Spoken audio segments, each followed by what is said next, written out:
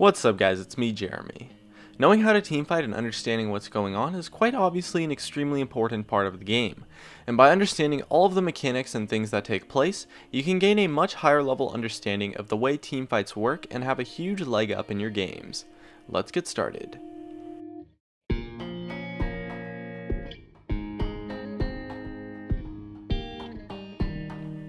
Now when it comes to teamfights, I like to group things that influence the fight into two categories. You have the strategy-oriented mechanics, which you can control through smart decision making and strategical play, and you have the champion-oriented mechanics, which are influenced by, of course, the champions in the game.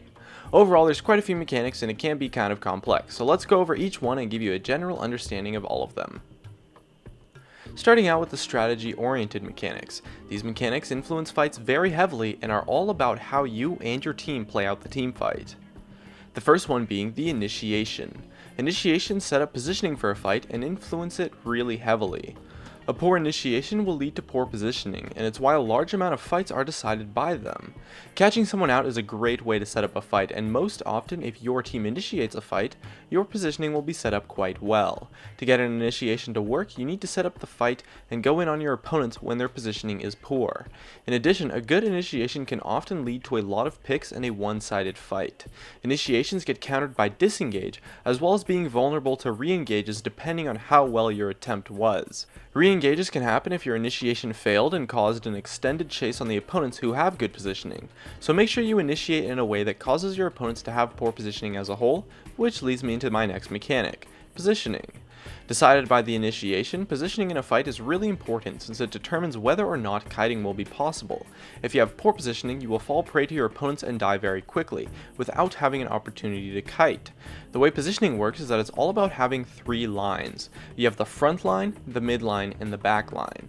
The front lines try to create an impassable wall for your opponents, so these people tend to be super tanky and really good at initiating. The mid line is people who have a good mix of damage and tankiness, and are using their damage to help kill tanks or protect the bat line, or potentially dive in with the front line as well.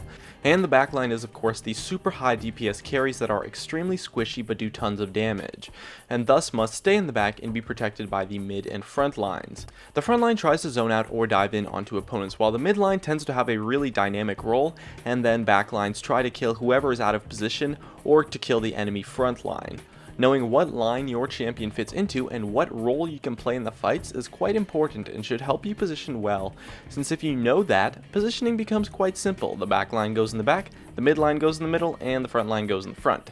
Set up your positioning with an initiation and you should be good to go. Whereas if you are getting initiated on, your positioning will likely be a mess and you kind of just get countered because it's likely that multiple players on your team will not be in the correct line that they're supposed to be in.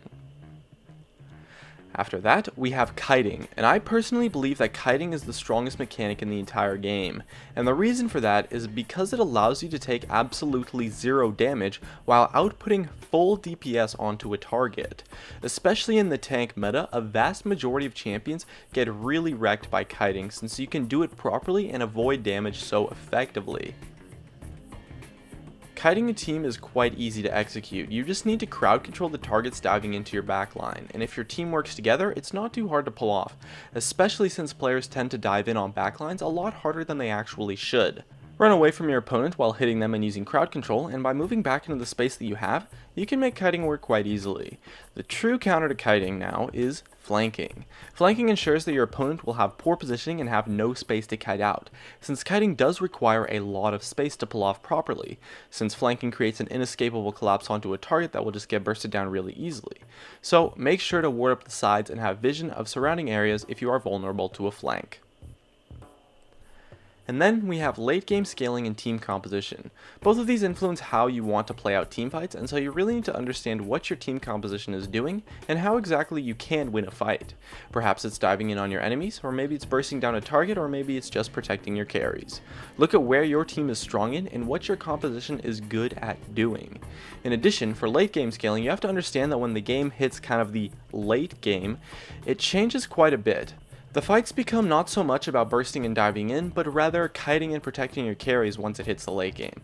The fight dynamic changes a lot since carries become way more powerful, and so it's important to consider the state of the game when going in for fights, as if you have reached the late game where the carries are strong, playing around them becomes extremely important.